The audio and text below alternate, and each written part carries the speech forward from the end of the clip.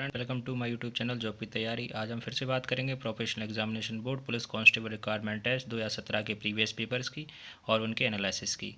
तो सबसे पहले हम स्टार्ट करते हैं 20 अगस्त 2017 का 9 बजे का पेपर है ये। अब मैं इससे पहले 19 अगस्त के जो पहले और सेकंड शिफ्ट के जो पेपर थे वो मैंने अपने चैनल पर अपलोड कर दिए हैं। अगर आपको पसंद आए तो प्लीज़ लाइक और सब्सक्राइब ज़रूर करें और मुझे थोड़ा सा सपोर्ट करें। चलिए हम स्टार्ट करते हैं। पहला क्वेश्चन हमारे पास पहला क्वेश्चन है, क्षेत्र के संदर्भ में इन में से कौन सा सबसे बड़ा महाद्वीप है। तो हमारा पहला ऑप्शन है ऑस्ट्रेलिया, दूसरा है एशिया, तीसरा है अफ्रीका और चौथा है यूरोप। जैसा कि आप जानते होंगे हमारे जो महाद्वीप हैं उनमें सबसे बड़ा जो है वो है एशिया। इसका अपन क्षेत्रफल देख लेते हैं एक बार। इसका क्षेत्रफल कुल है 4.4, मतलब कि 4.5 लाख वर्ग किलोमीटर के लगभग इसका क्षेत्रफल है। तो ये सबसे बड़ा सारे महाद्वीपों में सबसे बड़ा है। अगर हमसे यहाँ पे पूछा लार्जेस्ट कॉन्टिनेंट, अगर हमसे सबसे छोटा वाला पूछता है, अगर सबसे छोटा अगर देखा जाएगा तो सबसे छोटा कौन सा है, ऑस्ट्रेलिया। सबसे छोटा अगर कोई महाद्वीप है वो सबसे छोटा कौन सा है, ऑस्ट्रेलिया। तो हमेशा याद रखें सबसे बड़ा महाद्वीप हो गया एशिया और सबसे छोटा हो गया ऑस्ट्रेलिया। ठीक है, चलिए हमारे पहला क्वेश्चन होगा। नेक्स्ट क्वेश्चन देख लेते हैं। हमारे पास नेक्स्ट क्वेश्चन है, जामनी नदी का उद्गम स्थान कहाँ है। तो जामनी नदी का उद्गम स्थान कहाँ पर है ये देख लीजिए। जामनी नदी का उद्गम स्थान पहला ऑप्शन है सागर, दूसरा उज्जैन, तीसरा रीवा और चौथा बैतूल। तो इसका सही आंसर होगा सागर। सागर के आसपास ही ये नदी निकलती है। वैसे अगर अपन नेट पर सर्च करते हैं तो इसमें आता है निवारी जिला। निवारी जिला जो अभी नया ही बना था, तो निवारी जिला इसमें आता है। तो निवारी जिले के पास ही नदी निकलती है। ठीक, चलिए अब नेक्स्ट क्वेश्चन देख लेते हैं। हमारे पास नेक्स्ट है, किसी प्रदेश के राज्यपाल की नियुक्ति कौन करते हैं। तो हमारे पास है पहले मुख्य न्यायाधीश, प्रधानमंत्री, उपराष्ट्रपति और राष्ट्रपति। तो आपको ये सब पता होगा कि हमारे जो राज्यपाल हैं उसकी नियुक्ति कौन करता है। उसका सही आंसर होगा राष्ट्रपति। जो राष्ट्रपति हैं हमारे रामनाथ कोविंद, वो इसके किसी भी राज्यपाल की नियुक्ति करते हैं। हम पहले देख लेते हैं एमपी के राज्यपाल अभी वर्तमान में कौन है।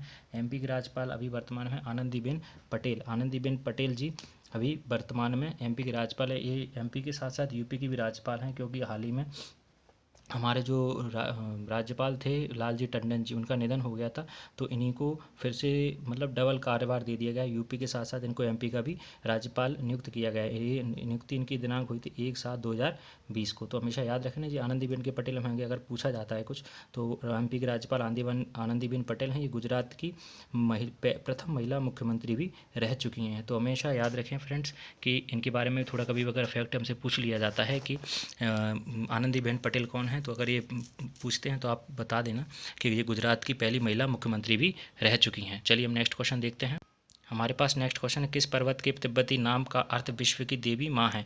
तो हमारा पहला ऑप्शन है माउंटेन गॉडवे आस्टिन, दूसरा माउंट एवरेस्ट, तीसरा सतपुड़ा और चौथा है कंचनजंगा। तो इसका राइट आंसर क्या होगा, इसका राइट आंसर होगा माउंट एवरेस्ट। माउंट एवरेस्ट को तिब्बती लोग क्या बोलते हैं, विश्व की देवी माँ। विश्व की देवी माँ, इसका और भी नाम अगर हमसे पूछा जाता है क्या होता है, तो अगर हम देखेंगे कि यहाँ पर नेपाली लोग इसको क्या बोलते हैं, नेपाल में से बोला जाता है सागर माथा।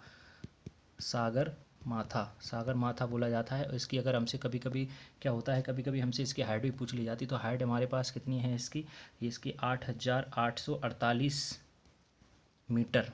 अगर हमसे पूछा जाता है कि इसकी टोटल हाइट कितनी है, तो हमारी इसकी हाइट कितनी हो जाएगी, 8,848 मीटर में। ठीक है, तो हमेशा याद रखिए फ्रेंड्स कि इसको तिब्बती लोग इसको बोलते हैं विश्व की देवी माँ, नेपाली लोग इसको बोलते हैं सागर माथा। और हम वैसे अगर देखें इंटरनेशनल लेवल पे इसको बोला जाता है माउंट एवरेस्ट। माउंट एवरेस्ट इसका ओरिजिनल नेम है। अगर हम ऑप्शन एक और देख लेते हैं, माउंट गॉडविन आस्टिन, इसके बारे में भी हम जान लेते हैं। इसका दूसरा नाम है केटू। इसका दूसरा नाम है केटू, जो भारत में है स्थित है और ये हिमालय का एक पार्ट है। इसकी टोटल अगर हम देखेंगे हाइट इसकी कितनी है, इसकी हाइट है 8,611 मीटर। मतलब ये भी सेकंड नंबर पे आता है in of heights. In of heights में ये क्या आता है, सेकंड नंबर पे आता है। हिमालय के सबसे पहले हमारा माउंट एवरेस्ट हो गया, सेकंड नंबर पे हो गया हमारा केटू, ये भारत का ही है। अगर इसकी कभी कभी क्या होता है, अगर हमें पूछ लिया जाता है कि फीट में कितनी लंबाई है, तो इसकी 28,251 फीट। 28,251 फीट किसकी है, केटू की। ये केटू की जो फीट में है। अगर हमसे पूछ लिया जाता है कि भाई बताइए कि माउंट एवरेस्ट की कितनी हाइट है इन फीट्स में, तो वो आएगी 29,031 फीट। तो हमेशा याद रखिए फ्रेंड्स कि ये हमारी दोनों की हाइट हो गई है। ठीक है, चलिए अगर आपसे क्वेश्चन पूछता है तो आप इसका जवाब आसानी से दे सकते हैं। चलिए हम नेक्स्ट क्वेश्चन देख लेते हैं। हमारा नेक्स्ट क्वेश्चन है, ख्याल गायन के लिए विख्यात इंदौर घराने की स्थापना किसने की। तो हमारे पास ऑप्शन है अलादिया खान, राम साहब, आमिर खान और मियाँ बख्शू। तो इसका सही आंसर क्या होगा फ्रेंड? इसका सही आंसर हमारे पास होगा जो इंदौर घराने की ख्यालगाह की स्थापना किसने करी थी, जो थे आमिर खान। तो इसका सही आंसर क्या हो जाएगा? आमिर खान। तो इसको आप एक मौखिक रूप से भी याद रख सकते हैं कि आमिर खान हमारे इंदौर घराने की संस्थापक हैं। चलिए हम नेक्स्ट क्वेश्चन देख लेते हैं। हमारे पास नेक्स्ट क्वेश्चन है, वर्ष 2016 में दादा साहब फाल्के अवार्ड से सम्मानित कौन किया गया था? 2016 का नहीं, हम अभी करंट का देख लेते हैं। हमारे 2019 में किसको मिला है? 2019 में मिला है, ये किसको मिला है ऋतिक रोशन को। ऋतिक रोशन को ये अवार्ड दिया गया है। और इनकी एक मूवी आई थी जो आपने शायद देखी होगी, सुपर 30 के लिए इनको याद रखिए। सर कभी पूछ लिया जाता है कि किस मूवी के लिए इनको दिया गया था। सुपर 30 एक मूवी थी इनकी, इसके लिए इनको मिला है। सुपर 30 में इनका एक बिहार के जो शिक्षक हैं आनंद कुमार जी, उनका इन्हें एक बखूबी रोल निभाया है, उसके लिए इनको बेस्ट एक्टर भी मिला गया है। बेस्ट एक्टर का अवार्ड ही मिला था इनको। तो इसलिए अगर आपसे पूछता है कि दादा साहब फाल्के अवार्ड 2019 में किसको दिया गया है, तो ये मिला है ऋतिक रोशन को। अगर हमसे पूछ भी लिया जाता है, 1 साल पुराना पूछते हैं कि भाई 2018 में किसको मिला था, तो 2018 में हमको मिला था अमिताभ बच्चन को। अगर हमसे पूछता है कि 2018 में किसको मिला है, तो अमिताभ बच्चन जी हैं हमारे, उनको ये अवार्ड दिया गया था। तो हमेशा याद रखिए। और ये अवार्ड कभी कभी पूछता है कि दादा साहब फाल्के अवार्ड की स्थापना मतलब कि कब से चालू किया गया था। जो चालू हुआ था 1969 से। 1969 हमेशा याद रखिए डेट सभी लोग कि 1969 में इसकी स्टार्टिंग की गई। तो ये किसने चालू किया था? भारत सरकार ने। भारत सरकार, इंडियन गवर्नमेंट ने इसको स्टार्ट किया था 1969 से। ठीक है फ्रेंड, चलिए हम नेक्स्ट क्वेश्चन देख लेते हैं।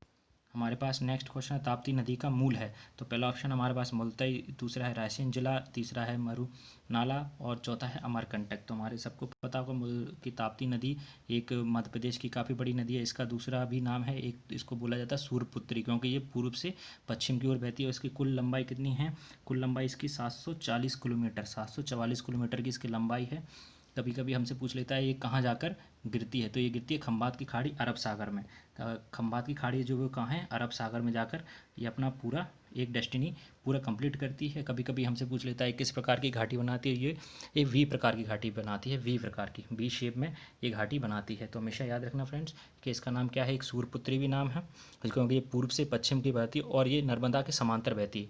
जैसे कि नर्मदा अगर ये मान लीजिए ऐसे बह रही है, तो ये भी उसके समांतर इसमें इस तरीके से बहेगी। तो हमेशा याद रखना फ्रेंड्स कि इसकी लंबाई 740 किलोमीटर है। और ये बैतूल के मुल्तई ज़िले से, बैतूल ज़िला है, उसके मुल्तई जगह है, वहाँ से निकलती है। और तो ठीक है, और अब सागर के खम्बात खाड़ी में जाकर गिरती है। चलिए ये हो गया आपका। चलिए अब नेक्स्ट क्वेश्चन देख लेते हैं।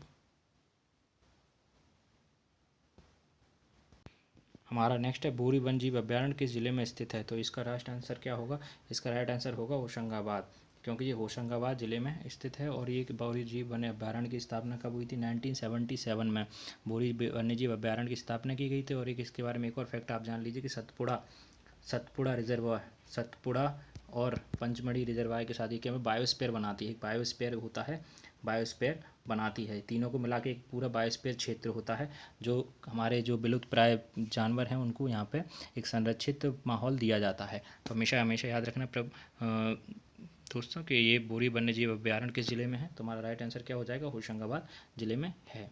चलिए हम नेक्स्ट क्वेश्चन देख लेते हैं कि हमसे नेक्स्ट क्वेश्चन क्या पूछता है। हमारा नेक्स्ट क्वेश्चन, सिस्टर निवेदिता के नाम से किसे जाना जाता है? तो इसका राइट आंसर क्या हो जाएगा? तो इसका राइट आंसर हो जाएगा मार्गरेट नोबल। मार्गरेट जो नोबल जी सिस्टर थी, उनको सिस्टर निवेदिता के नाम से जाना गया है। इसके बारे में आप थोड़ा सा सर्च कर लीजिएगा कि किसको इनके बारे में पूरी डिटेल आपको वहाँ पे मिल जाएगी। चलिए अब नेक्स्ट क्वेश्चन देख लेते हैं। और नेक्स्ट क्वेश्चन है, नीति आयोग के अध्यक्ष कौन है? तो नीति आयोग के अध्यक्ष नीति आयोग के बारे में आप पहले एक बता देता हूँ थोड़ा सा मैं, कि नीति आयोग को पहले हम योजना आयोग के नाम से जानते थे। और इसकी स्थापना कब की गई थी? इसकी स्थापना जवाहरलाल नेहरू जो उस समय के प्रधानमंत्री थे, तो उनने इसकी स्थापना की। तो इसकी स्थापना हुई थी 15 मार्च 1950 में इसकी स्थापना हुई थी। इसका मेन उद्देश्य होता है, एक थिंक टैंक की तरह काम करता है। इसमें सभी राज्यों के जो मुख्यमंत्री होते हैं वो होते हैं, और सभी क्षेत्र के विशेषज्ञ इसमें बैठते हैं। कृषि विशेषज्ञ हो गए, DRDO के अध्यक्ष हो गए, जो सभी लोग एक भारत को एक थिंक टैंक की तरह सोचते हैं कि भाई हमारी अर्थव्यवस्था को कैसे एक मतलब कि विकसित अर्थव्यवस्था में कन्वर्ट किया जाए। तो इसका बारे में आप थोड़ी जानकारी मिल गई। इसके मैं और देख लेते हैं कि इसके CEO वर्तमान में CEO कौन है। इसके वर्तमान में CEO हैं, कभी हमसे पूछ लेता है तो हम इसके बता देंगे कि इसके हैं अमिताभ कांत, अमिताभ कांत जी हैं, ये जो इसके वर्तमान में सीईओ। इनके अध्यक्ष कौन होते हैं? तो इसका हमेशा से अध्यक्ष जो भी भारत का प्रधानमंत्री होगा वो इसका हमेशा से अध्यक्ष रहेगा। तो इसका अध्यक्ष अगर देखे जाए तो कौन अभी वर्तमान में भारत के प्रधानमंत्री जी कौन है? तो वो है नरेंद्र मोदी जी। तो इसका राइट आंसर क्या हो जाएगा? नीति आयोग के अध्यक्ष कौन रहेंगे हमेशा? ये रहेंगे नरेंद्र मोदी जी। ठीक है, चलिए हम नेक्स्ट क्वेश्चन देख लेते हैं।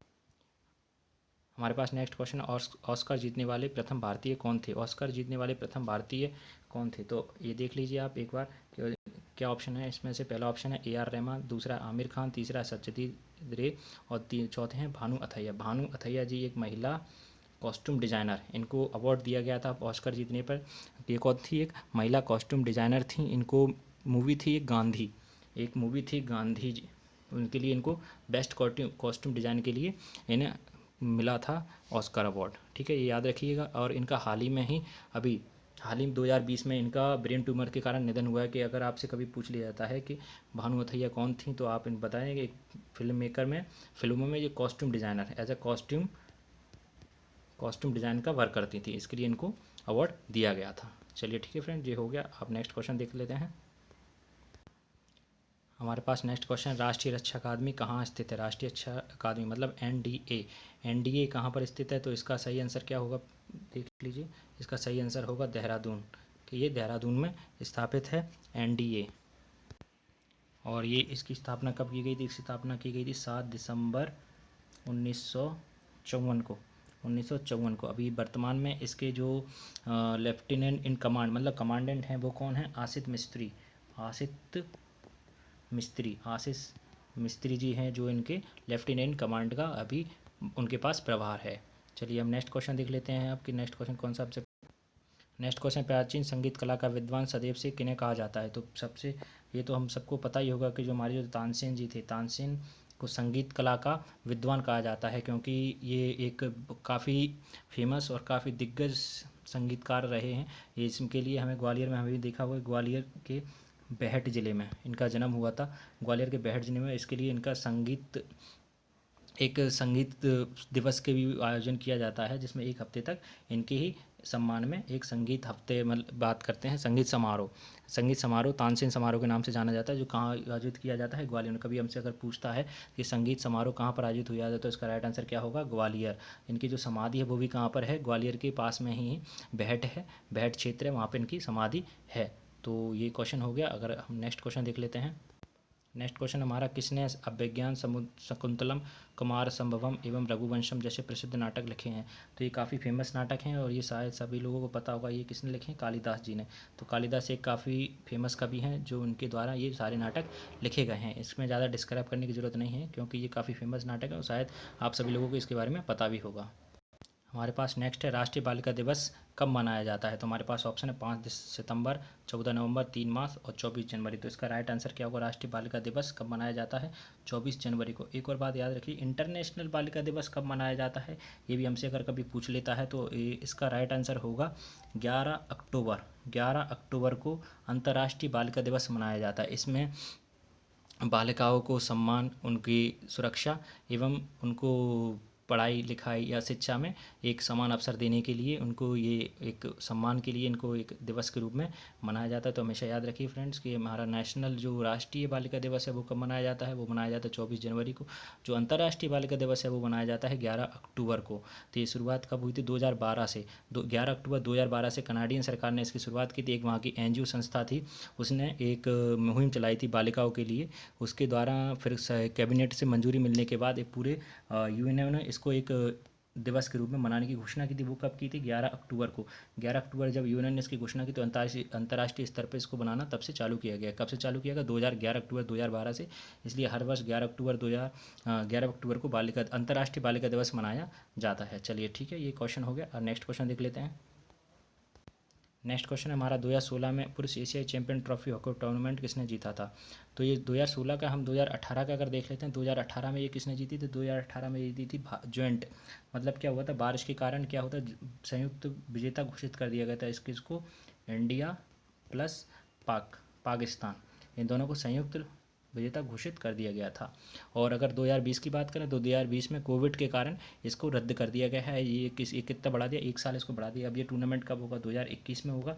इसमें सारे जो भी एशियंस कंट्री हैं उसमें पार्ट लेते हैं। इसमें टोटल कितनी कंट्रीज अभी पार्टिसिपेट कर रही हैं, इसमें टोटल 6 कंट्रीज़ हैं जो इसमें पार्टिसिपेट कर रही हैं। तो हमेशा याद रखिए फ्रेंड्स कि अगर इसका हमसे पूछा जाता है कि 2018 में जो एशियन हॉकी चैंपियन ट्रॉफी है वो किसने जीती, तो इंडिया पाकिस्तान दोनों ने संयुक्त विजेता इसमें रही है। हमारा नेक्स्ट क्वेश्चन, भारत के प्रथम मुख्य न्यायाधीश कौन थे? भारत के प्रथम मुख्य न्यायाधीश कौन थे? तो इसका सही आंसर क्या होगा, ये आपको पता ही होगा, हरिलाल जी कानिया। हरिलाल जी कनिया जी जो हैं भारत के प्रथम मुख्य न्यायाधीश रह चुके हैं। चलिए ये आपको याद करने की ज़रूरत थोड़ा पड़ेगी यहाँ पे। चलिए फ्रेंड्स, ये वाला क्वेश्चन हो चुका है। उत्तर पूर्वी रेलवे का मुख्यालय कहाँ है? ये एक हमारा नया क्वेश्चन है। तो इसका पहला ऑप्शन है हाजीपुर, दूसरा कोलकाता, तीसरा जबलपुर, चौथा है गोरखपुर। तो उत्तर पूर्वी अगर हम दिशा के अनुसार देख लेंगे, हाजीपुर कहाँ आता है, कोलकाता कहाँ आता है, जबलपुर कहाँ आता है, गोरखपुर। जो गोरखपुर वाला क्षेत्र अगर हम देखे जाएंगे, ये यूपी का लास्ट बॉर्डर पर पड़ता है। तो यूपी और बिहार या यूपी नेपाल के आसपास ही पड़ता है। तो ये अगर देखेंगे तो उत्तर पूर्वी में बिल्कुल ही जाएगा। तो अगर आप दिशा के अनुसार भी देखेंगे मुख्यालय, तो इसका उत्तरी पूर्वी बिल्कुल दिशा में अगर देखेंगे तो ये कुछ इस साइड पड़ेगा, यूपी की साइड। तो उत्तर पूर्वी में अगर देखे जाएंगे तो बिल्कुल यहाँ पे आएगा।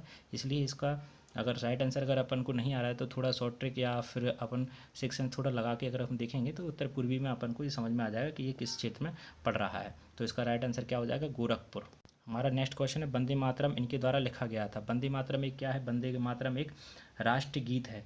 राष्ट्रीय गीत एक वंदे मातरम क्या है, राष्ट्रीय गीत है। राष्ट्रीय गीत में इसको हम देखते हैं वंदे मातरम। तो इसका सही आंसर क्या हो जाएगा, इसका सही आंसर है बंकिम चंद्र चटर्जी। हमारा जो राष्ट्रीय गान है, हमेशा फ्रेंड याद रखिए, राष्ट्रीय गीत और राष्ट्रीय गान में ज़्यादा कन्फ्यूजन होने की ज़रूरत नहीं है। राष्ट्रीय अगर गान हो रहा है कहीं पर तो राष्ट्रीय गान क्या है हमारा, जनगण मनगढ़, जो किसी ने लिखा है था, रविन्द्रनाथ टैगोर ने। रविन्द्रनाथ टैगोर ने जनगण मनगढ़ है वो गाया था। ये एक बंगाली भाषा में है।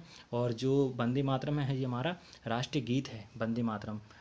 तो हमेशा याद रखिए फ्रेंड, ये किसने लिखा था, ये लिखा था बंकिम चंद्र चटर्जी जी।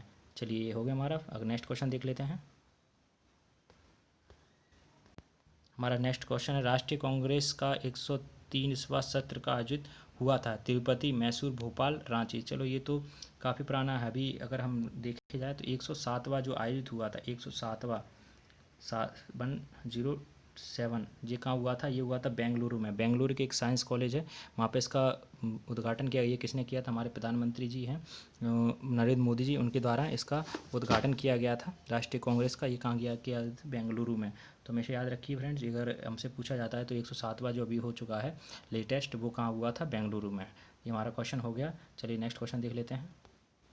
ये हमारे सारे क्वेश्चन यहाँ पे समाप्त हो गए हैं, सारे जनरल नॉलेज के, और जितने भी हमारे उसके रिलेटेड फैक्ट थे मैं आपको बता दिए हैं।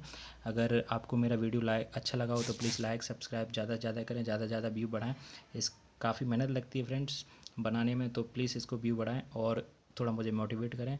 तब तक के लिए जय हिंद, जय भारत।